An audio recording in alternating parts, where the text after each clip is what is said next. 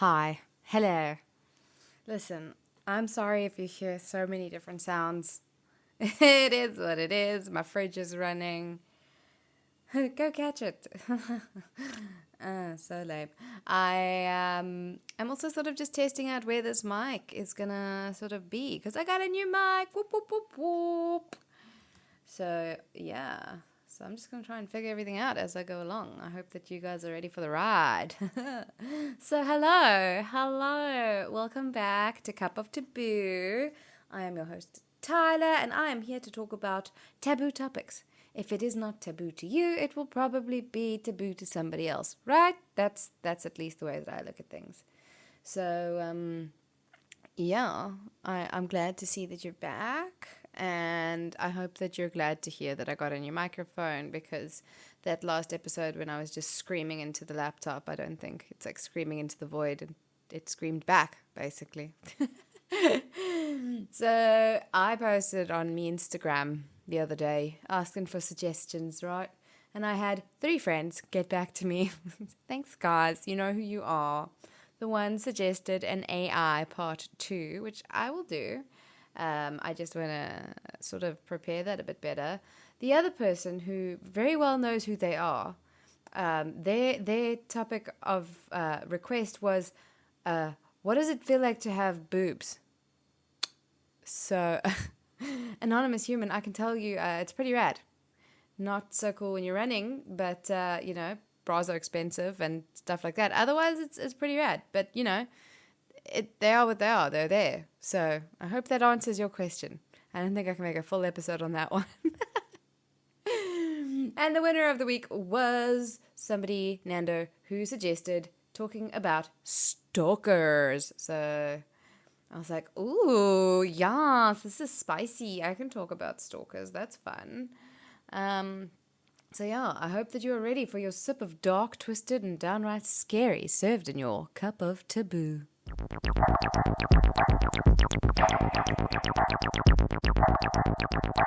I know some things you don't know.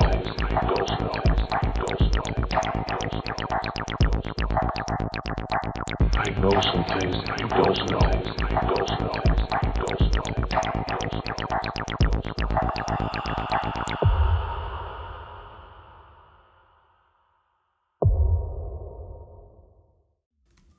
So, we all joke about being an expert stalker, or at least having a friend that is an expert stalker on social media. And I think that with the way that everything is online now, it is kind of super easy to find a lot of information on people without trying very hard. And, a lot of us also tend to not be very savvy when it comes to our internet safety. But I'll touch on that PSA a bit later. I don't want to lecture you. Can you hear that? Hold on, I want to hear that. It's like a racetrack in here. So yeah. What was I saying? I got distracted by the cars. Okay. So what I'm going to do is I am going to first just sort of like make a bit of a spiel about the fact that we joke about stalkers, and we, oh, you're such a stalker. And it's cute because you're able to find so much information on someone online, and, these kinds of things are cool and everything, but it's really not a laughing matter, and it has, in the past, ended in some very dangerous situations, and it can be very scary for a lot of people. But, I'm just going to quickly give you some quick research on stalking, and I'm going to say a psychological approach, but I feel like I'm not psychological. No, that's not right. I am not a psychologist, and I actually know nothing about this kind of stuff, but this is according to the interwebs, so it's got to be true, right? That's how it works. If it's on the internet, it's not a lie. Yep, I'm going with that. So, obviously I know that's not true, but anyway. So according to an article on Vice called The Psychology Behind Stalking, I will link it in the show notes, there is no such thing as the typical stalker.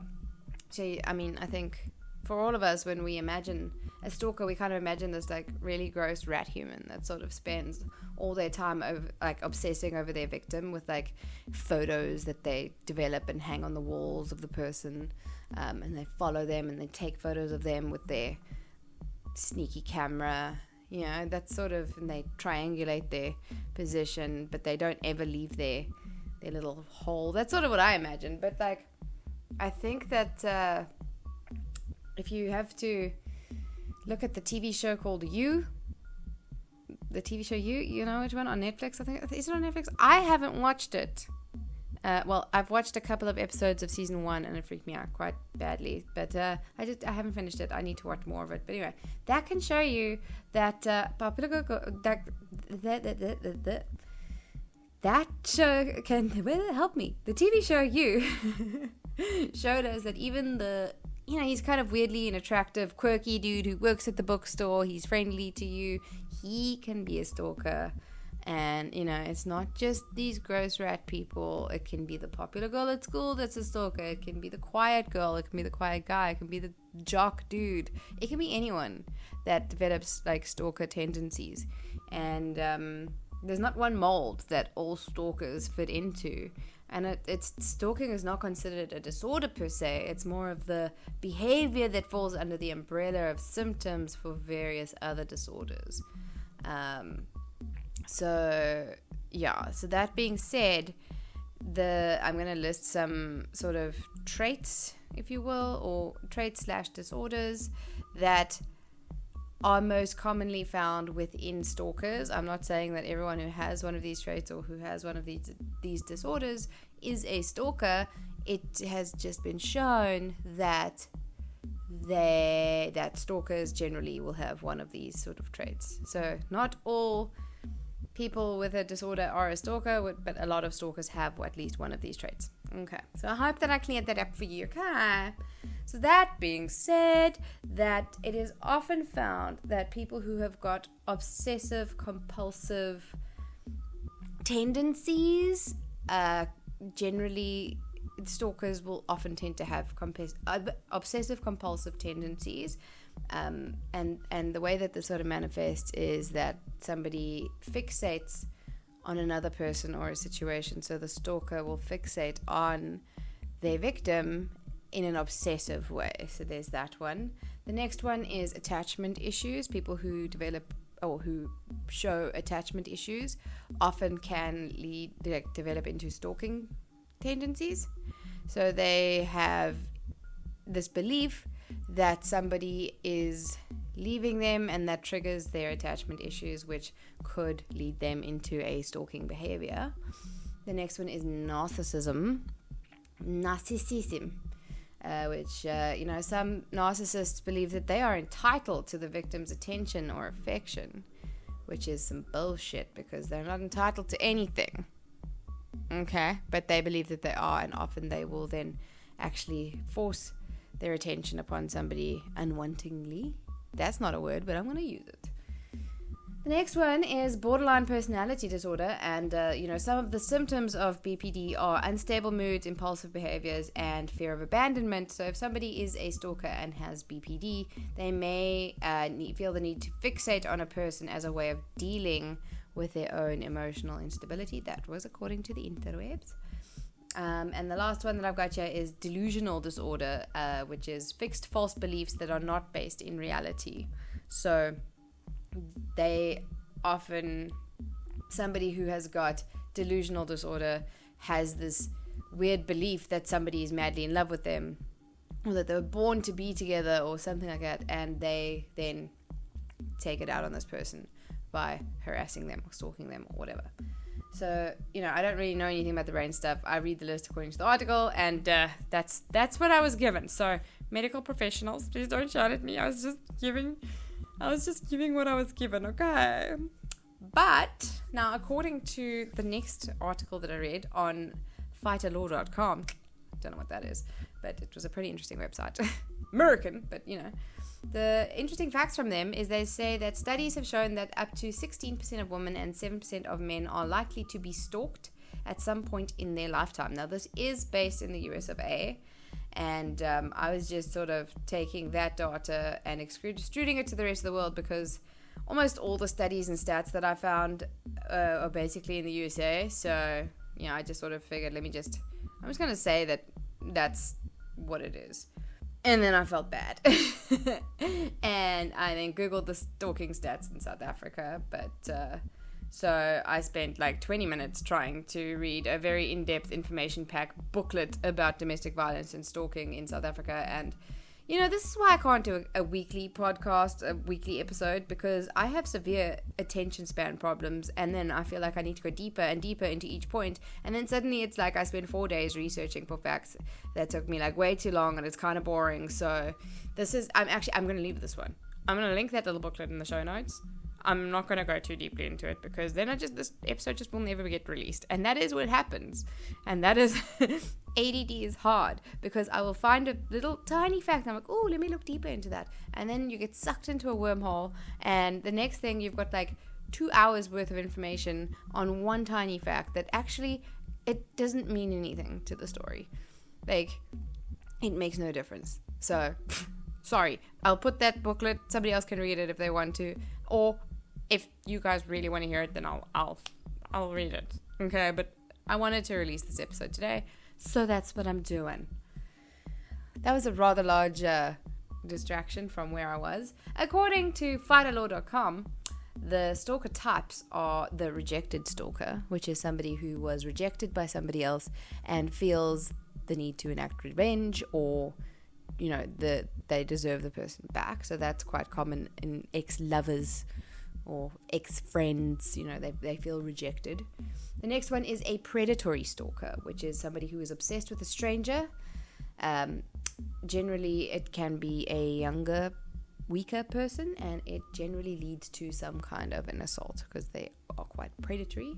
The next one is called the incompetent suitor. So these are the lonely people who have very poor social skills. So they are too shy to actually go out and really speak to people. So they sort of build up these ideas in their heads to try and ease their loneliness. Next up, we've got the resentful stalker, who feel like they have been mistreated in some way, and they often have quite high levels of paranoia. So they feel like somebody has wronged them and they need to now fix this, but it's all very paranoid. The next one is the intimacy seeker. This person who is a stalker believes that the victim will love or learn to love them. So they often will make up these beautiful love stories in their heads, and their victims are often celebrities, people that they've never actually met, but they've just seen online. Next up is it's a very specific one. It's called a political stalker, and this is when somebody acts on their political beliefs, and they will stalk somebody who either agrees with them or disagrees with them, and it often can also lead to threats. So that's a weird one. And the last one is a hitman or hitmen, because I have never thought of a hitman as a stalker, but it actually makes so much sense that it hurts, because who would have thunk, right? A hitman is like the perfect stalker. They literally stalk people. And I assume that you could probably add a private investigator in there too, right? They get paid for it though. So, I mean, if it's your job, does it count as I don't know, that's too deep for me. So they also say that like the more common cases of stalking are between people that actually know each other in some way. So like, you know, people who have been in relationships or friendships, or they know each other in some way. The stranger stalking scenario is less common, but obviously it happens. To me, it's so much more scary. No, I don't want to say more scary. It freaks me out to think that like you could have somebody that is obsessed with you that you don't even know exists. Like that freaks me out.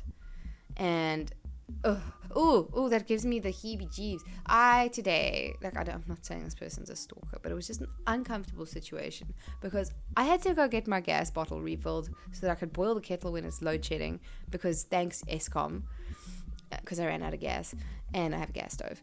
And I went to like 5 different petrol stations. None of them had my size gas bottle. So eventually I showed up to the last petrol station, and they have a gas filling facility at their wonderful establishment. So I was like, yes.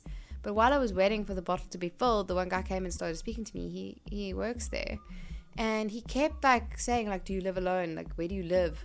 Why don't you take me home with you? We can have a braai. Let's do this. And I was just like, so then I tried to phone my mom as like I'm sorry, I've got a phone call, but she didn't answer.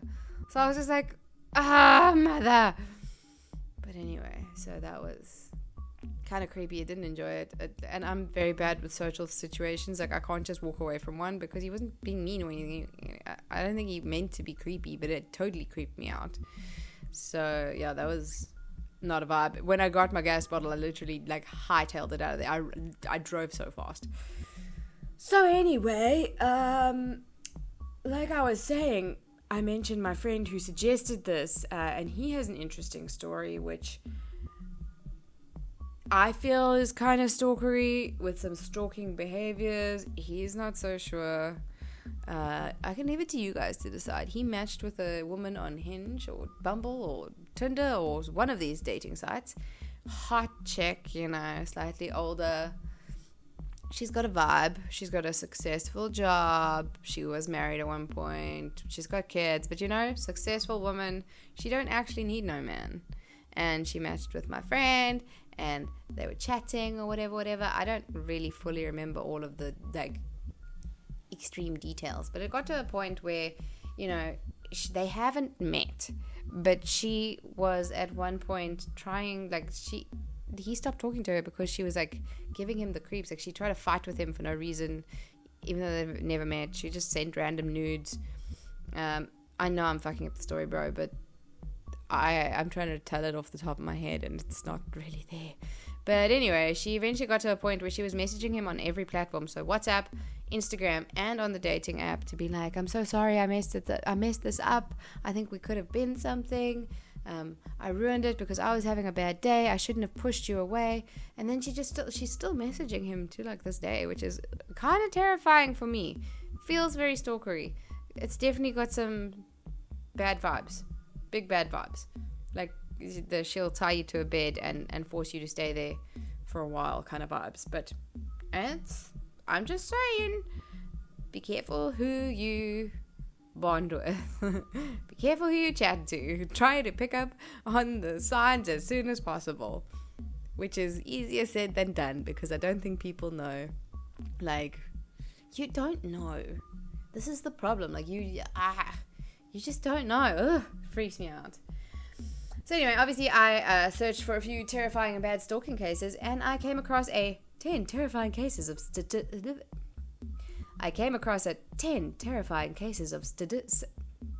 I want you guys to try to say this fast. I came across a 10 terrifying cases of sadistic stalkers article. I'm not going to cover all 10, but if you guys like hearing about this stuff, then maybe I'll go into a few more cases, or I can go deeper into any of these. You can let me know. So please do let me know what you think.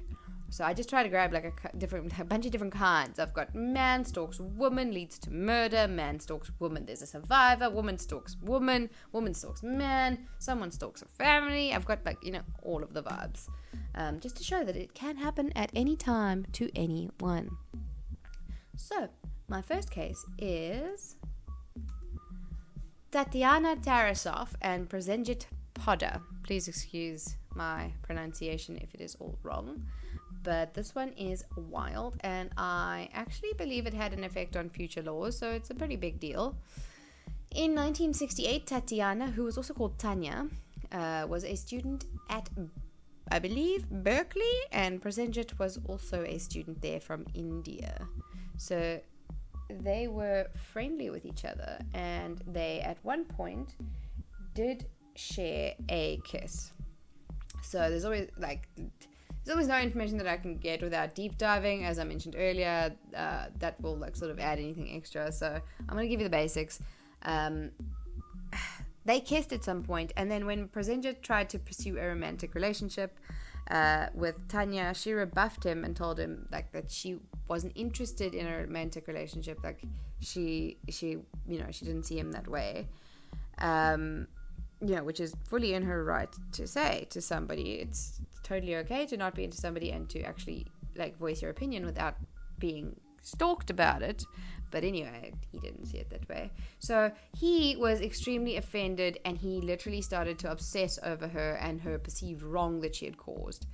So her and her family at the end of that year went on a holiday. And while they were on holiday, he went to his therapist, and he told his therapist that he was planning on killing Tanya when she got back.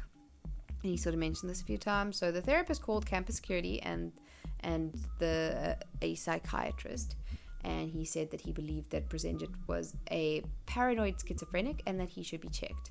So the doctor and the police checked him, and they did like an assessment on him, and they found him to be okay, and they made him promise not to do anything, which he did. And then they were like, cool, you're free to go, just promise us you won't hurt her. And he was like, I promise I won't.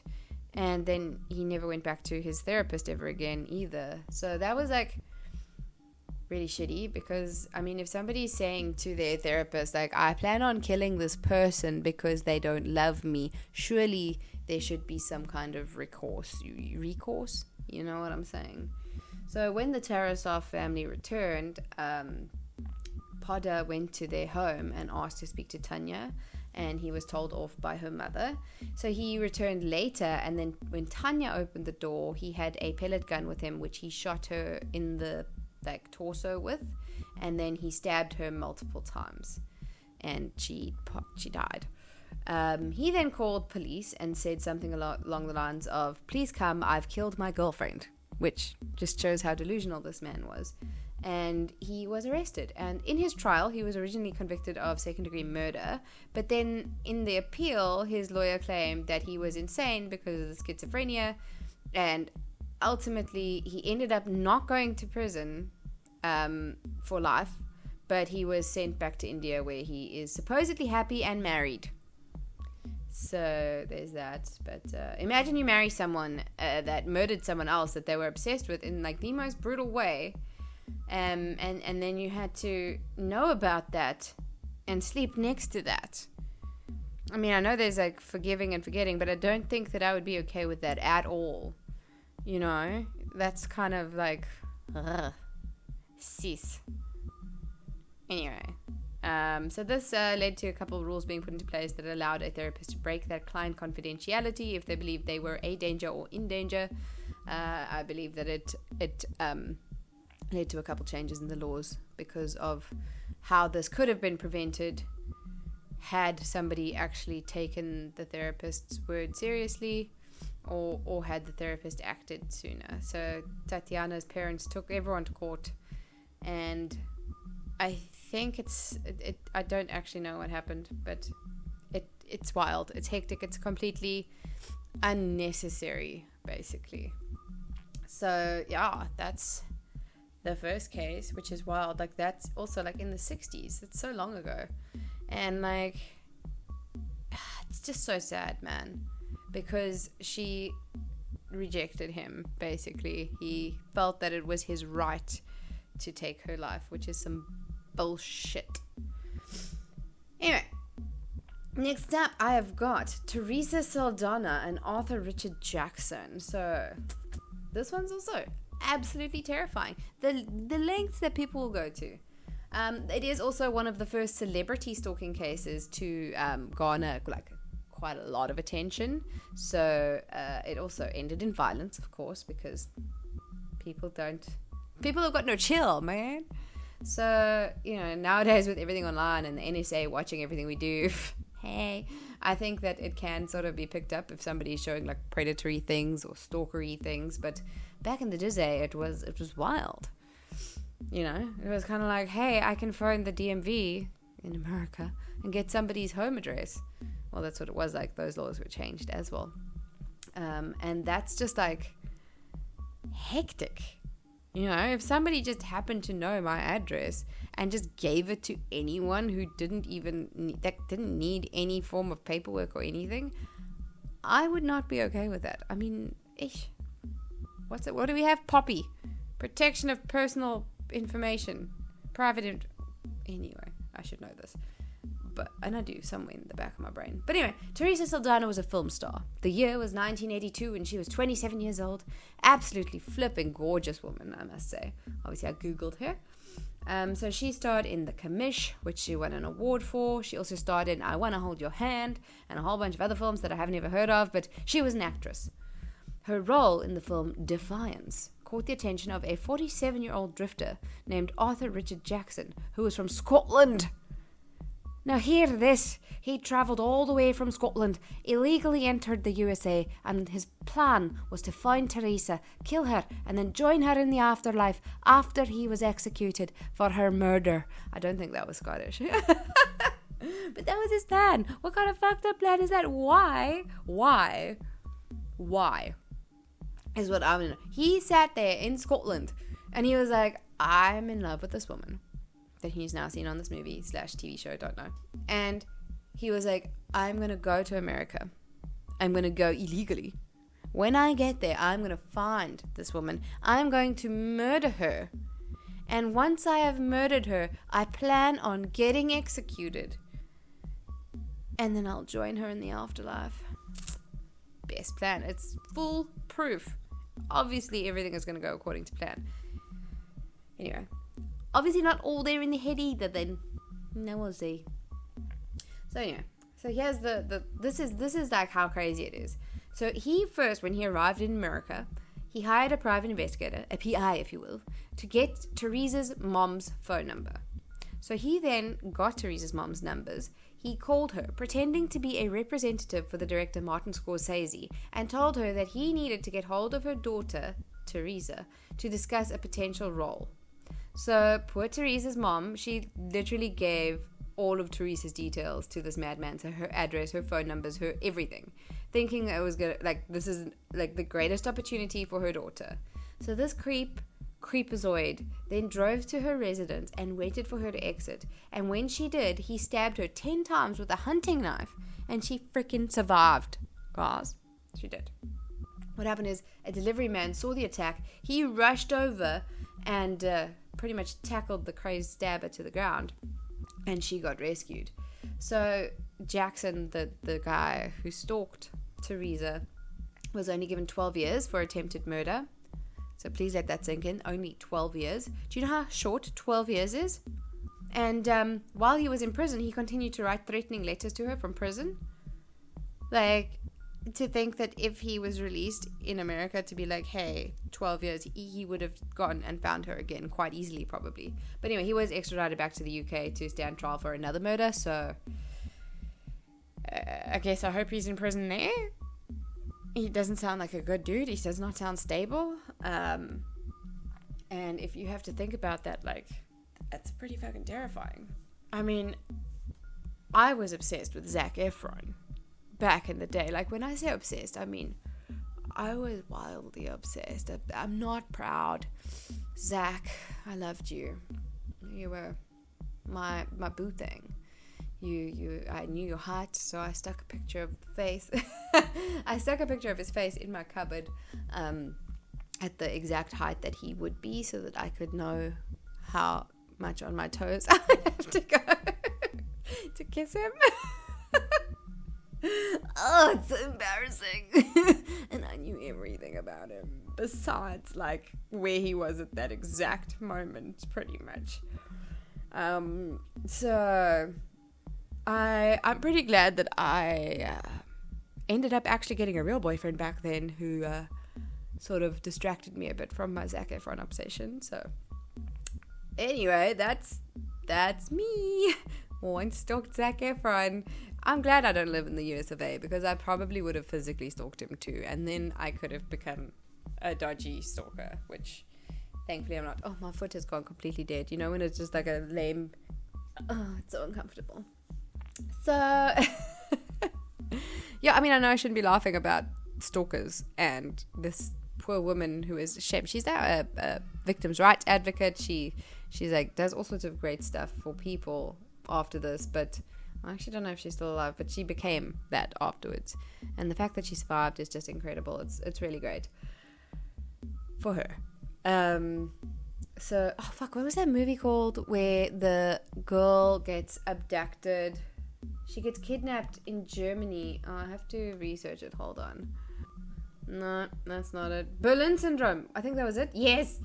Berlin Syndrome. That was fucking creepy. I don't know if, like, kidnappers counts as stalking.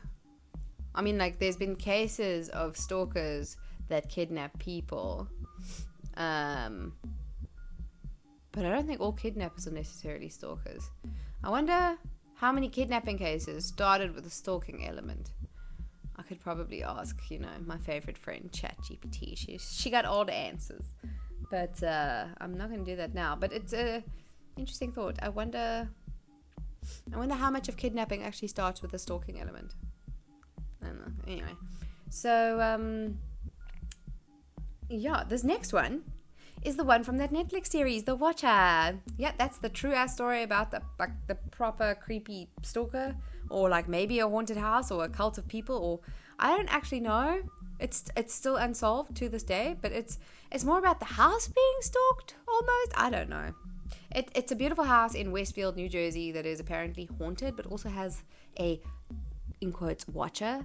So the house was built in 1905, so it's definitely haunted as fuck, but it was remodeled in 2014, so it's haunted but fancy. TM. So this is like a mansion house, 6 bedrooms, wooden floors, like apparently many fireplaces. Imagine having many fireplaces. I would love just one fireplace, but I'd probably burn my house down. Anyway, if you watch the trailer for The Watcher on Netflix, Jennifer Coolidge describes how lovely the house is, and I can only assume that the writers were somewhat into the accuracy, and she described the house as it was. I'd like to believe that. It's a great trailer. It was very funny. Anyway, Derek and Maria Broadus, bought the home in 2014 for $1.3 million. So 2014, $1.3 million. For my South African friends, and in today's money, that $1.3 million with inflation and such is $1.642846 million. And in rands, in today's money, you're going to shit yourself. It's 30 million rand, 99,583 rands today for a house. That's like Camps Bay prices, 2-bedroom apartment. Anyway, shortly moving in, the family started receiving creepy letters from someone claiming to watch the home, as it had been the, in quotes, subject of their family for decades, end quotes. Don't know what that means. And they were in charge of watching and waiting for the second coming. The second coming of what, sir? Of what? That would give me the heebs. The demons? I don't know. Apparently, this watcher claimed that his granddaddy and daddy watched before, and now it was his or her turn. Like, super creepy shit. Almost like, thanks for bringing kids here. I've been waiting for this young blood.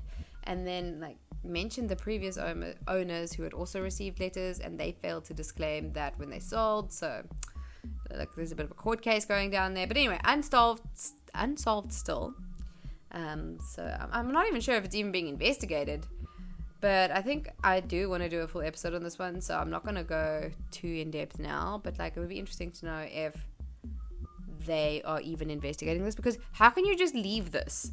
Like, if I'm getting letters from somebody saying like, we're watching you, thanks for bringing kids so that like the walls can eat them or something like that, I would hope that the police would try to find someone instead of just like ignoring it. Because that would suck. I would be like, excuse me, I need you to look into this. I can't. And I'd also leave. But I mean, after spending that much money, I'd also think I'd be like, cool, bro, come over for some coffee. We can be friends, we can be buddies. I can't afford to lose this place. So the next one I'm going to be talking about is Laurie Shaw and Lisa Michelle Lambert. So this happened in 1991, and it is also just one of those incredibly unfortunate and unnecessary things that could have totally been avoided. Back in 1991, Laurie Shaw and Lisa Michelle Lambert were somewhat friends, maybe more acquaintances. But what happened is that Lisa Michelle Lambert started to grow jealous of Laurie because she believed that Laurie was trying to steal her boyfriend. Okay, so this is some proper high school stuff. Proper high school drama. Strap in. I'm going to try and explain it as simply as possible. So Laurie Shaw briefly saw a guy named Lawrence Youngkin, who was on again, off again, dating Lisa Michelle Lambert. So the summer that Youngkin and Laurie saw each other was a time when Lisa Michelle Lambert and him were not together. So he went on a couple dates or whatever, and Laurie actually ended up ending it because he sexually assaulted her. And she told her mother, and it was just like a big problem. But so she was like, she wanted nothing to do with him after that, understandably. But shortly after the assault, Youngkin and Lambert got back together, and Lisa Michelle Lambert became pregnant.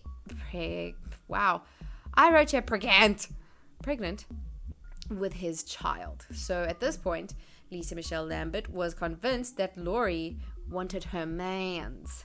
You know, she was like, this bitch wants my mans. But obviously Laurie wanted nothing to do with him because he attacked her. And she even mentioned multiple times how she was not even remotely interested, but Lisa would not listen. She wouldn't believe it. She was paranoid. She was jealous. Two very bad things that like you just can't have together. And so she dedicated her life to harassing and stalking Laurie. She taunted her with phone calls. She threatened her in public. All sorts of just really terrifying things. Laurie's mom even tried to file charges against Lisa, and nothing worked. So on the 21st of December in 1991, Laurie's mother received a phone call from the school counselor requesting that she come in for a meeting about Laurie. But this wasn't the school counselor. It was a ruse to get Laurie's mom out of the house, to leave Laurie alone. It was actually Lisa, I believe, that was on the phone that tricked Laurie's mom. And when her mom left and returned, she found her daughter bleeding out. Her last words were something along the lines of, Michelle did it. Because I think she called her Michelle. Her name was Lisa, but I don't know. So she had been stabbed several times and her throat was slashed. And she ended up dying. Lisa Michelle Lambert had an accomplice, a girl named Tabitha Buck, who helped her attack Laurie. She helped her stab Laurie as well as slit her throat, apparently. Why somebody would do that when somebody comes to them and says, hey, I need you to help me attack this girl.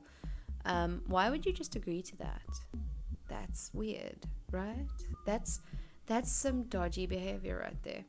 But anyway, and then obviously Youngkin, the guy, he drove the two of them to the house. So the two girls both received a life sentence without the possibility of parole. And Youngkin got a reduced sentence because he turned on them quicker than, I don't know what turns quickly, but real quick. And this to me is just so sad. And I think it's so much more common than we think, where girls get this idea in their head, or boys, where people get this idea in their head that somebody else is trying to steal their person. And I mean, your first problem is seeing your person as your object, which people aren't, basically. That's problem number one. Problem number two is assuming that you can control what they want to do or what other people want to do. You can't, obviously. So it's just such an unfortunate thing, and you actually just end up upsetting yourself more than anything else. It's that jealous streak. But like I said, sometimes people have got disorders or whatever, and characteristics and traits that sort of, they can't help what they're doing, I suppose. But it's wild, it's hectic. So anyway, the last case for this episode is about Maria Marchese, I think is how I'm going to say it. Maria Marchese. Yeah, cool. That sounds fun. Maria was a 45-year-old woman who stalked and harassed her psychiatrist for 4 years. What happened is she became obsessed with him after meeting him in 2001 when he was busy treating her then partner. So she somehow got all of his phone numbers, that is literally business, home, and cell, I believe, and began stalking him. She called him, sent him messages, she wrote him letters. She confessed her undying love for him and claimed that they were born for each other. And like the doctor just kept like, you know, ignoring this basically. And at this point the doctor was engaged. So Maria started to harass his fiancée because Maria was convinced that the fiancé was trying to come between her and the doctor. I mean, girl, no. I think it's the other way around. You're trying to get between her and the doctor, and it's not your space. But anyway, she terrorized this poor woman, and she sent death threats. The poor chick, the couple's wedding was actually called off because Maria threatened to set the bride and her dress on fire, and that the gunman had already been paid.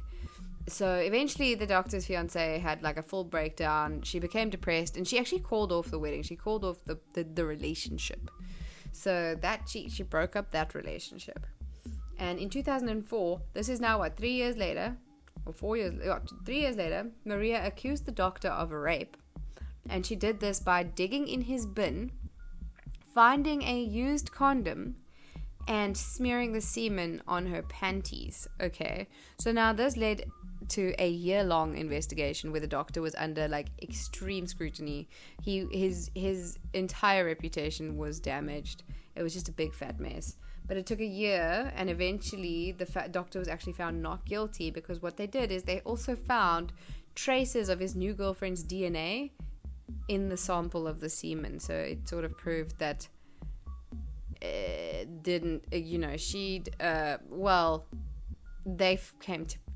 eventually got it out that Maria had done it. And so she was only sentenced to 9 years in prison.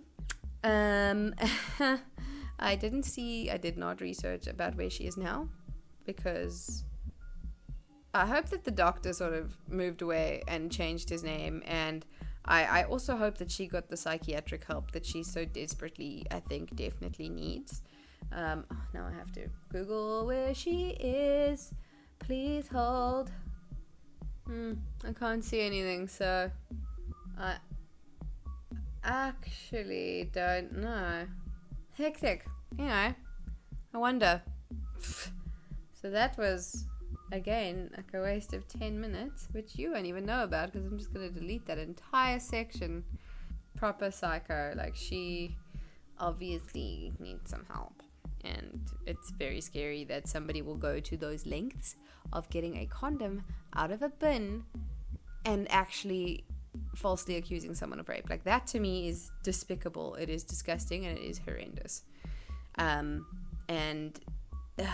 That's the other thing. That's like another one of my weird fears, that somebody will use my DNA against me in some weird plot to try and get me to go to prison.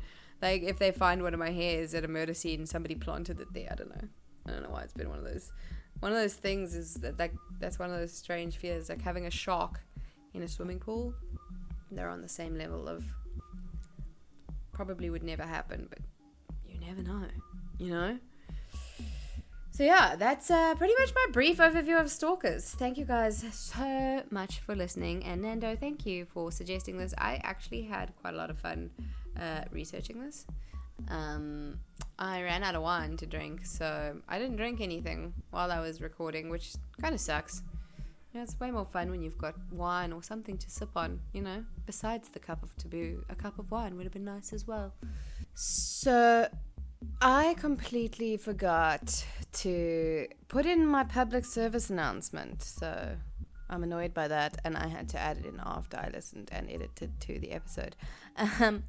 I'll come back. Basically, all I wanted to put in there is that nowadays it is so easy for people to track you and to come after you and to figure out things about you with dating sites and with location sharing and what's that one thing called Snapchat and Instagram and all these kinds of things. We've become, I know I am very bad at it. Like, I'll share my location, no problemo. And like, I will tag the place that I have lunch at, and I'll often like screenshot my runs that I go on and then post it to some site. And I think that we all just need to kind of be a little bit more cognizant of the fact that there are people out there who do not have our best interests at heart. And I know that's definitely the case for me, and I know it's probably the case for a lot of people. Don't share your information online. If you do happen to be on the dating apps like me, then if somebody asks you questions that you don't feel comfortable answering, don't answer them, and don't share your personal information with them until you're comfortable sharing your information with them, if that makes sense. Even it's so difficult. It's just, what I'm trying to say is be careful, please. Because it is a scary world out there, and it's so easy to forget that there are assholes that want bad things for people, and that it can suddenly become very dangerous very quickly, and that I don't want you guys to get into trouble, and that is all. Okay, thank you, love you, as I was saying. But anyway, I appreciate you guys. Please give me more suggestions. It's so much more fun when I am talking about something that I know you guys like, because sometimes I will talk about something that I want to talk about, but that's a real selfish thing of me to do, you know. And, you know, I really want to interview people. So if anyone wants to be interviewed, and if they've got something weird to be interviewed about, let me know. Let's do it. I now have a very easy mic that I can use and doesn't require like an entire setup. And I also have a laptop that works okay compared to my old one. So we are winning, baby. Winning. Also, you know, send through your stories. Like, it would be really cool if I did like an episode where I sort of just read stuff that's happened to the people who listen to my podcast. So, you know, haunting, stalking, spooky, terrifying, nearly murdering, knew a murderer, once got in the car with a murderer, or some bullshit like that. Like, that would be cool. That would be nice to talk about, and just to read it in your voice, you know. It allows you the creativity of creative writing, and it allows me the chance to just read it and just react to it, basically. So anyway, you can get in touch with me on Instagram at cupoftaboo_podcast. On Facebook, it is Cup of Taboo. And on email, cupoftaboo@gmail.com. Okay, I will chat soon. Bye-bye.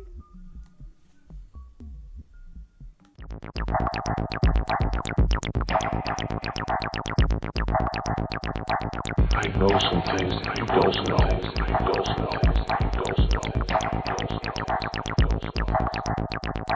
I know some things you don't know.